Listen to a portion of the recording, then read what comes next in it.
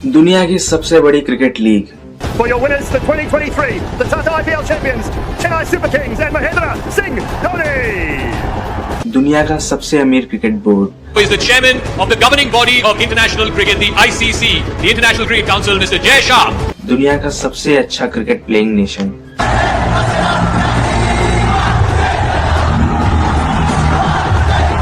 जो क्रिकेट जगत के बेताज बादशाह हैं।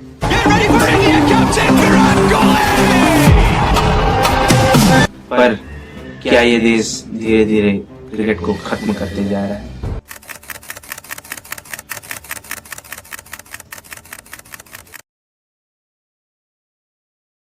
कभी न कभी ये कहानी तो सुनी होगी।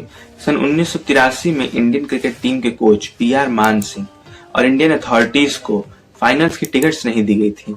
क्योंकि हमारी टीम उस लायक नहीं थी कि हम वर्ल्ड कप फाइनल तक जा सकें, और ना ही हमारा बोर्ड बहुत अमीर था, जिसके लिए इंडियन टीम को और इंडियन अथॉरिटीज को टिकट्स नहीं दी गई थी। लेकिन ना सिर्फ हमारी टीम फाइनल तक गई, बल्कि हमने फाइनल जीता भी। पर फिर भी BCCI के पास इतने पैसे नहीं थे कि हम अपने प्लेयर्स को उनकी सैलरी तक दे सकें। जिसके बाद इंडियन क्रिकेट टीम के प्रेसिडेंट NKP साल्वे ने सपना देखा कि अगला वर्ल्ड कप इंडिया ही होस्ट करे, जिसके लिए उन्होंने पहले 1984 में पाकिस्तान और श्रीलंका के साथ मिलकर एक एशिया कप सक्सेसफुली होस्ट किया।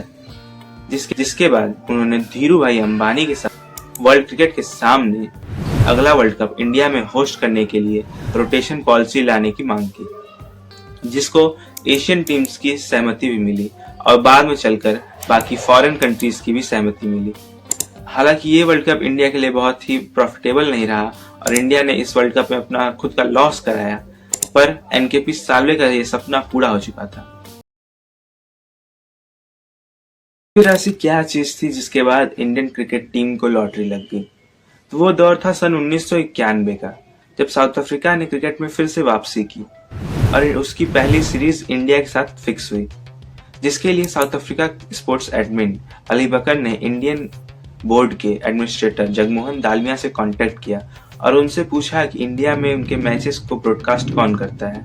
जिस पर जगमोहन दालमिया ने कहा कि हमारे मैचेस को दूरदर्शन ब्रॉडकास्ट करता है। इसके बाद अली बकर ने उनसे पूछा कि उन्हें पर मैच कितने रुपए मिलते हैं ब्रॉडकास्टिंग राइट्स के, जिस पर जगमोहन दालमिया ने कहा कि हमें पैसे मिलते नहीं है, हमें दूरदर्शन को पैसे देने पड़ते हैं अपने मैचेस को टेलीकास्ट कराने के लिए, और हम ग्राउंड एड्स और टिकट से कमाते हैं। जिस पर अली बकर ने उन्हें बताते हुए कहा कि साउथ अफ्रीका में कई टीवी चैनल्स हैं जो BCCI को मुंह मांगी रकम देंगे उनको अपने मैचेस को टेलीकास्ट कराने के लिए। यही वो खजाने की चाबी थी जो BCCI को कई वर्षों से तलाश थी। BCCI ने इस टूर के rights, broadcasting rights, south Africa channel को $2 लाख में सोल्ड किए। जिसके बाद सन 1992 में finance minister of India Shri Manmohan Singh ने इंडियन मार्केट को फॉरेन कंपनीज के लिए खोल दिया। जिसके बाद फॉरेन कंपनीज को अपने प्रोडक्ट्स को इंडिया में एडवर्टाइज कराने के लिए क्रिकेट से बढ़िया और कोई साधन नहीं था। 1991 में जो ब्रॉडकास्टिंग राइट्स $2 लाख के थे, 1993 आते आते वो $6 लाख के हो चुके थे। और जब सन 2001 में दूरदर्शन ने ये ब्रॉडकास्टिंग राइट 5 साल के लिए अपने पास लिए, तो उनको $54 मिलियन BCCI को देना पड़ा। और ये कारवां ऐसे ही बढ़ता रहा और BCCI धीरे धीरे one of the most powerful cricket boards बनता गया। बट यहाँ इंग्लैंड और ऑस्ट्रेलिया भी दो ऐसी कंट्रीज थी जो इक्वली डोमिनेंट थी, और कभी कभी वो इंडियन बोर्ड के अगेंस्ट में जाकर भी फैसले दे दिया करते थे। इसके लिए इंडियन बोर्ड ने ICC के सामने बिग 3 का प्रपोजल रखा, जिसमें ICC के साल भर के रेवेन्यू का लगभग 50% हिस्सा ये बड़ी 3 बोर्ड्स के पास जाएगा, जिसमें कि इंडिया, इंग्लैंड और ऑस्ट्रेलिया है। इससे हुआ ये कि जो छोटी कंट्रीज थी जिनको पहले ICC से रेवेन्यू ज्यादा मिलता था, अब उन्हें कम रेवेन्यू मिलता है। और यही वजह है जिसके कारण Kenya, Zimbabwe, West Indies, Canada, Oman जैसी टीम्स अब इंटरनेशनल लेवल पर आकर कम्पीट नहीं कर पाती हैं। क्योंकि उन्हें रेवेन्यू के नाम पर मिलते हैं सिर्फ चिल्लर्स। बाकी माल इंग्लैंड, ऑस्ट्रेलिया और इंडिया के पास जाता है। और यही कारण है कि सन 2007 में जहां वर्ल्ड कप में 16 टीम्स थी, अब 2023 के वर्ल्ड कप आते आते सिर्फ 10 टीम्स रह गई हैं। टीम्स में से भी वही 4-5 टीम्स हैं जो हर बार क्वालिफाई करती हैं, हर बार सेमीफाइनल खेलती हैं, और इन्हीं 4-5 टीम्स में से कोई न कोई वर्ल्ड कप जीतता है, और ऐसा वर्ल्ड कप जिसमें सिर्फ 10 से 12 टीम्स हिस्सा लेती हैं। क्रिकेट हमेशा से ऐसा नहीं था। जब पहले ब्रिटिशर्स और ऑस्ट्रेलियंस इस गेम को रूल करते थे, उनके लीडर्स टॉप पोजीशन से हुआ करते थे, तो उनके लीडर्स या तो क्रिकेटर्स हुआ करते थे या एक्स क्रिकेटर या क्रिकेट जगत से रिलेटेड ही लोग हुआ करते थे। लेकिन जब से इंडिया ने इसमें कदम रखा है, इंडिया के लीडर्स हमेशा से बिजनेसमैन या पॉलिटिशियंस हुआ करते हैं, जिन्हें सिर्फ पैसे से मतलब है, क्रिकेट से नहीं। अभी हमारे बीसीसीआई के प्रेसिडेंट हैं जैसा, उनसे पहले अनुराग ठाकुर, उनसे पहले शरद पवार, उनसे पहले एन श्रीनिवासन, उनसे पहले एनकेपी साल्वे, उनसे पहले जगमोहन दालमिया। सारे लोग क्रिकेटर या क्रिकेट जगत से रिलेटेड नहीं है, ये पॉलिटिशियंस है या तो बिजनेसमैन है, इसलिए इनका फोकस मेनली पैसे पर रहा है।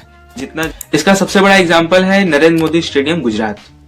जब से इस स्टेडियम का उद्घाटन हुआ है सन 2021 से, तब से इंडिया में हुए 5 बड़े फाइनल्स में से 4 फाइनल्स इसी स्टेडियम ने होस्ट किए हैं, जिसमें कि सन 2022, 23 और 25 का आईपीएल फाइनल है और सन 2023 का वर्ल्ड कप फाइनल है। और अगले साल 2026 में होने वाले वर्ल्ड कप का फाइनल भी यही स्टेडियम होस्ट करेगा, जिसकी वजह से वानखेड़े और ईडन गार्डन जैसे इतने हिस्टोरिक और इतने अच्छे ग्राउंड्स आज अपनी रेपुटेशन खोते जा रहे हैं। आज के समय में इंडिया में जो भी स्टेडियम्स बनाए जाते हैं, वो इस पर्पज से नहीं बनाए जाते कि उनके ग्राउंड्स को अच्छा किया जाए, बल्कि इस पर्पज से बनाए जाते हैं कि उसमें ज्यादा से ज्यादा सिटिंग कैपेसिटी हो सके, उसमें ज्यादा से ज्यादा लोग बैठ सके, जिसकी वजह से ज्यादा उन्हें मैचेस मिले और ज्यादा उनके पास रेवेन्यू आए। और यही एक रीजन है जिसकी वजह से हमें इंग्लैंड और ऑस्ट्रेलिया में होने वाले मैचेस की क्वालिटी और इंडिया में होने वाले मैचेस की क्वालिटी में साफ डिफरेंस दिखता है। और सबसे लास्ट में सबसे मेन चीज, cricket, quality of cricket. Test cricket जिसे रियल क्रिकेट कहा जाता है, जिसे हार्ट ऑफ क्रिकेट कहा जाता है, लेकिन इंडिया साल में सिर्फ एक बार 5 टेस्ट मैचेस की सीरीज खेलती है, वो भी ऑस्ट्रेलिया या इंग्लैंड के साथ। क्यों? क्योंकि उसमें व्यूअरशिप ज्यादा मिलती है। अब वो WTC चैंपियन 2021 के न्यूजीलैंड हो या WTC 2025 के चैंपियन साउथ अफ्रीका, उनके साथ इंडिया हमेशा 2 या मैक्सिमम 3 मैचेस की सीरीज खेलती है। क्यों? क्योंकि इनसे हमें ज्यादा व्यूअरशिप नहीं मिल पाती है। और जहां तक बात रही एसोसिएट नेशंस के साथ मैचेस खेलने की, तो इंडिया ने आखिरी बार सन 2017-18 में अफगानिस्तान के खिलाफ एक टेस्ट मैच खेला था, जो कि उस समय एक एसोसिएट नेशन था। उसके बाद से इंडिया ने आज तक कभी भी किसी एसोसिएट नेशन के साथ टेस्ट मैच नहीं खेला है, और इसका मेन रीजन है ब्रॉडकास्टिंग राइट्स और व्यूअरशिप। छोटी टीम्स या एसोसिएट टीम्स के साथ मैचेस खेलने पे इंडिया को रेवेन्यू नहीं होगा, जिसकी वजह से उसका कोई फायदा नहीं होगा, इसलिए इंडिया छोटी टीम्स और एसोसिएट टीम्स के साथ मैचेस नहीं खेलती।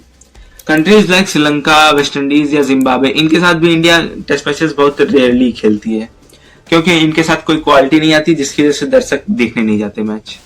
अब बात करते हैं उस क्रिकेट फॉर्मेट की जिसको बीसीसीआई ने सबसे ज्यादा नुकसान पहुंचाया है, वनडे इंटरनेशनल्स। में India versus Australia champions versus Challengers trophy हुई थी, जिसमें कि 7 वनडे इंटरनेशनल मैचेस थे और कोई भी T20 मैचेस नहीं थे। सन 2018 में इंडिया वर्सेस साउथ अफ्रीका, जिसमें कि 6 वनडे मैचेस की सीरीज हुई थी और 3 T20 आईज थे। लेकिन आज वही 2025 में इंडिया टूर ऑफ ऑस्ट्रेलिया में सिर्फ 3 वनडे मैचेस की सीरीज हुई और 5 T20 मैचेस की सीरीज हुई। अफ्रीका टूर ऑफ इंडिया में 3 वनडे मैचेस की सीरीज हुई और 5 टेस्ट मैचेस की सीरीज हुई। ऐसा क्यों? वनडे और T20 दोनों एक सिमिलर टाइप ऑफ फॉर्मेट्स हैं। इतनी देर में वनडे की एक इनिंग्स होती है, उतनी देर में T20 का एक पूरा मैच खत्म हो जाता है, जिसकी वजह से लोगों को T20 देखने में ज्यादा मजा आता है, ज्यादा एक्साइटमेंट मिलता है, ज्यादा एक्साइटिंग लगता है। इसलिए आज के समय में बीसीसीआई वनडे से ज्यादा T20 पे फोकस करती है। इसके साथ वनडे का क्रेज धीरे धीरे समय के साथ डाउन होता जा रहा है और T20 को ज्यादा से ज्यादा लाइमलाइट मिलती जा रही है। तो दुनिया भर में होने वाली इतनी ढेर सारी लीग्स जैसे IPL, BBL, PSL, CPL, MLC, SA20, GL20, SL20 और न जाने क्या क्या। और उसके बाद फिर T10 लीग्स की शुरुआत, जो कि इस खेल को और ज्यादा छोटी करते जा रहा है।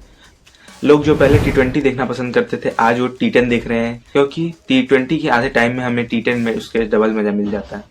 और ये सब पूरे लीग कल्चर की शुरुआत हुई IPL से। IPL एक ऐसा टूर्नामेंट था जहाँ पे दुनिया भर के सभी प्लेयर्स आकर एक साथ क्रिकेट खेलेंगे और लोगों को एंटरटेनमेंट मिलेगा। लेकिन आज वो फॉर्मेट दुनिया भर में चल रहा है। आज हर देश के पास अपनी अपनी एक लीग है जिसमें प्लेयर्स जाकर वहाँ खेल रहे हैं, जिसमें उनको मनचाहा पैसा मिल रहा है। इसलिए प्लेयर्स अब अपने नेशनल टीम से खेलने के बजाय लीग्स खेलना ज्यादा प्रेफर करते हैं। इसका मेन एग्जांपल आपको वेस्ट इंडीज प्लेयर्स या Trent Boult, Jimmy Neesham, Quinton de Kock जैसे प्लेयर्स आपको मिल जाएंगे, जो अपनी नेशनल टीम से जल्दी रिटायरमेंट लेकर लीग्स खेलने में ज्यादा प्रेफर कर रहे हैं, क्योंकि उनको वहाँ पे कम गेम खेलने पे ज्यादा पैसे मिल रहे हैं in compare to the national teams. और जहां तक बात रही इंडिया की, इंडिया में IPL के अलावा डोमेस्टिक लेवल पर भी कई टूर्नामेंट्स चलते जा रहे हैं, जो कि डोमेस्टिक क्रिकेट को धीरे धीरे समय के साथ खत्म कर रहे हैं। For example TNPL, Tamil Nadu premium league, या दिल्ली T20 लीग, या यूपी T20, ये डोमेस्टिक लीग्स में अच्छा परफॉर्म करने वाले प्लेयर्स को डायरेक्ट IPL में सिलेक्शन हो रहा है और IPL के बेसिस पे इंडियन क्रिकेट टीम में सिलेक्शन हो रहा है। यह डोमेस्टिक लेवल पर जो सैयद मुश्ताक अली, विजय हजारे या रणजी मैच खेलने के बाद डोमेस्टिक प्लेयर्स खेल रहे हैं, उनकी कोई पूछ नहीं है। और यही एक रीजन है जिसकी वजह से आज लॉन्गर फॉर्मेट क्रिकेट धीरे धीरे खत्म होता जा रहा है, लोगों को देखने की रुचि उसमें से खत्म होती जा रही है।